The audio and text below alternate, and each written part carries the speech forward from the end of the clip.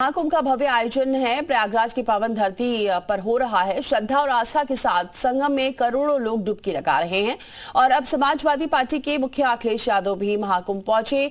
यहां संगम में उन्होंने 11 डुबकी लगाई। आस्था की डुबकी लगाने के बाद महाकुंभ में बदइंतजामी के आरोप भी लगाए।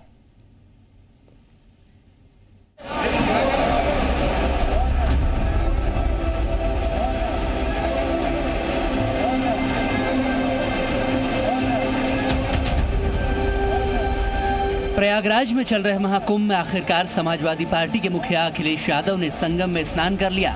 जो अखिलेश यादव महाकुंभ पर सवाल उठा रहे थे, अब वही अखिलेश यादव संगम में 11 बार डुबकी लगा रहे हैं। समाजवादी पार्टी के कार्यकर्ताओं के बीच घिरे अखिलेश ने सूर्य को अर्घ्य देकर धार्मिक आस्था का प्रदर्शन किया, लेकिन ये डुबकी केवल आस्था तक सीमित नहीं थी। राजनीति के गलियारों में इस कदम को मिल्कीपुर के उपचुनाव से जोड़कर भी देखा जा रहा है।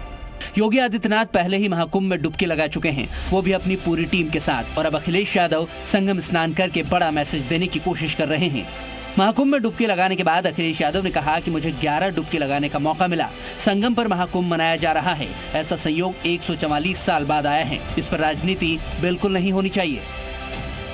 आज हमें भी मौका मिला है।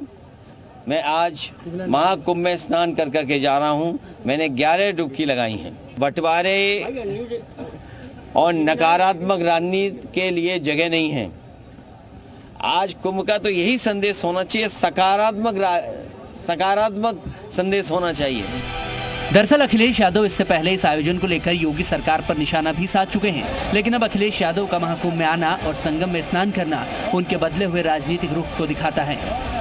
समाजवादी पार्टी पर लंबे वक्त से अल्पसंख्यक समर्थक छवि का ठप्पा लगा है। ऐसे में अखिलेश का सनातन के सबसे बड़े मेले में आना और संगम में डुबकी लगाना साफ संदेश देता है कि समाजवादी पार्टी अब अपनी छवि को हिंदू समाज तक ले जाना चाहती है।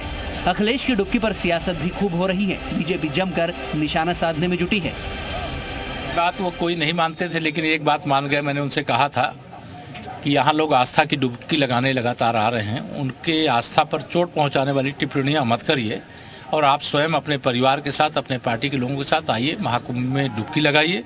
ये महाकुंभ सबका है और सबको आना चाहिए। श्री अखिलेश जी आए, धन्यवाद, लेकिन ये भाजपा के डर के मारे आए। मैं तो उनको बधाई दूंगा, कम से कम धरती पर पहुंच रहे हैं और हम तो गंगा पुत्र उनका स्वागत करते हैं कम से कम प्रयागराज में, और उम्मीद रखते हैं कि सलाहकार अब बदल गए होंगे।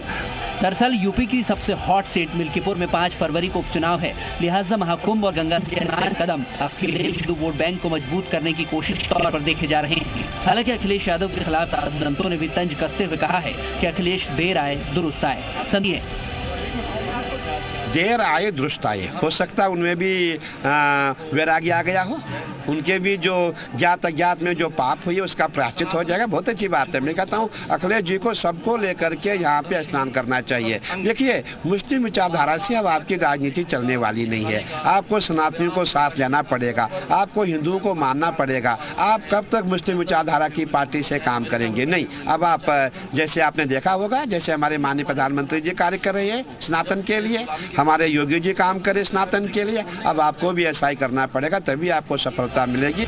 ऐसे में अखिलेश यादव का ये कदम हिंदू वोटरों के बीच अपनी पैठ बनाने का प्रयास माना जा रहा है। संगम की डुबकी से अखिलेश का मिल्कीपुर जीतने का सपना पूरा होगा या नहीं, ये तो वक्त बताएगा, लेकिन अखिलेश की डुबकी पॉलिटिक्स ने चुनावी हवा में एक नई बहस जरूर छेड़ दी है। प्रयागराज से राम मोहन शर्मा और विशाल रघुवंशी के साथ ब्यूरो रिपोर्ट, जी मीडिया।